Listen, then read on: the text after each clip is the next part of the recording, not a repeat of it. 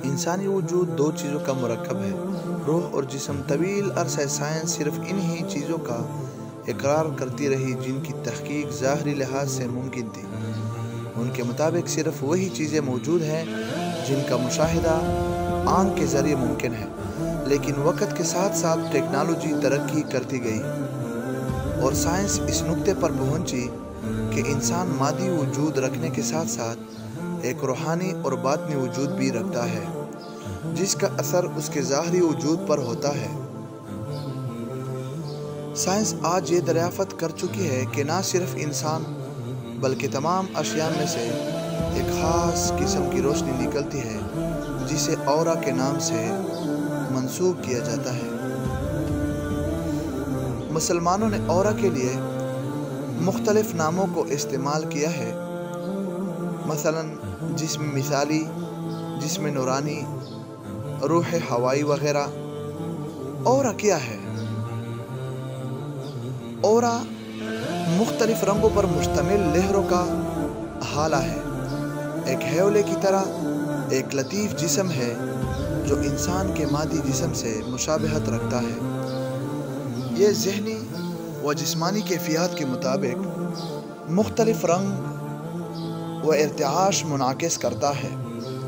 یہ لطیف جسم اورا انسانی جسم سے چند انچ اوپر مادی جسم سے متصل ہوتا ہے۔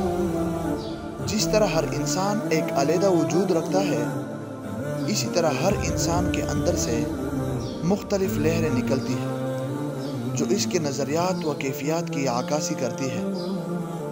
منفی سوچ رکھنے والوں میں سے منفی لہریں منعکس ہوتی ہیں اور مثبت سوچ رکھنے والوں میں سے مثبت۔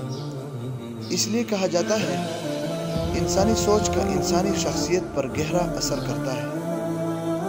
انسان کی سوچ جیسی ہوگی اس کی شخصیت بھی اسی کے مطابق ڈلتی جائے گی۔ انسانی سوچ کے علاوہ ہمارے ادا کیے گئے الفاظ بھی منفی و مثبت اثرات رکھتے ہیں۔ الفاظ کے مثبت اور منفی اثرات کے لیے پانی پر بھی تحقیق کی گئی۔ پانی کے دو نمونے لیے گئے، ایک مثبت اور ایک منفی تحریر لکھی گئی۔ کچھ دیر بعد دونوں کو جما دیا گیا۔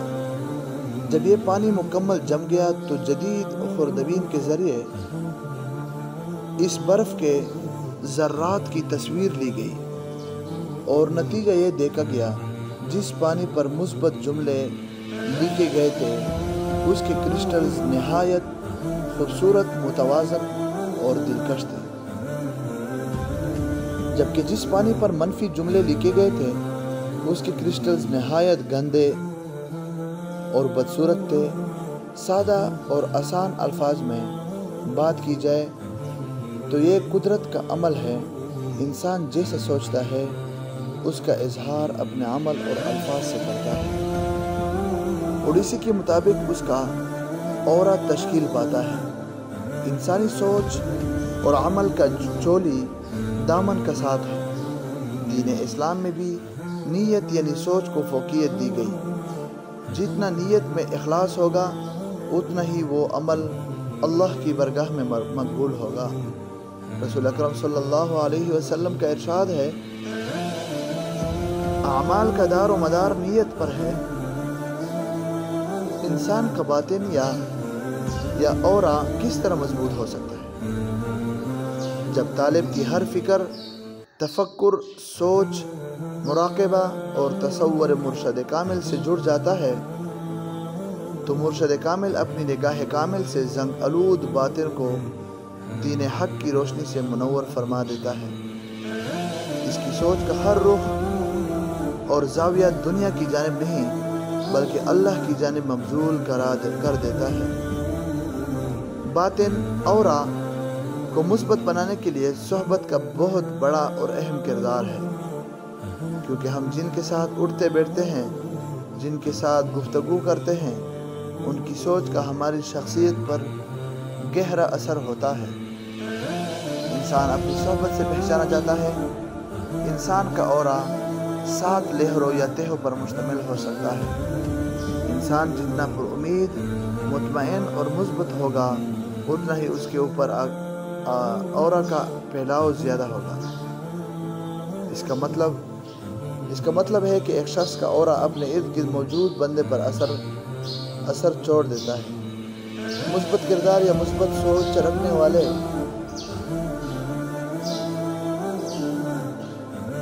رکھنے والے شخص کا اورا دوسرے شخص کو اپنی طرف متوجہ کر سکتا ہے، بالکل اسی طرح جیسے ایک بڑا میگنیٹ چھوٹے میگنیٹ کو اپنی طرف کھینچتا ہے۔ اس لیے اس چیز میں احتیاط برتنی چاہیے کہ انسان کس کے ساتھ اٹھ بیٹھ رہا ہے، کیونکہ شعوری یا لاشعوری طور پر صحبت کا اثر لہروں، ریز، وائبریشن اورا کی صورت پر ہماری شخصیت پر ہوتا ہے۔ اس لیے کہا گیا ہے صحبت صالح ترا صالح کند، صحبت طالح ترا طالح کند۔ نیک لوگوں کی صحبت تجھ کو نیک بنا دے گی اور بدکار لوگوں کی صحبت تجھے بدکار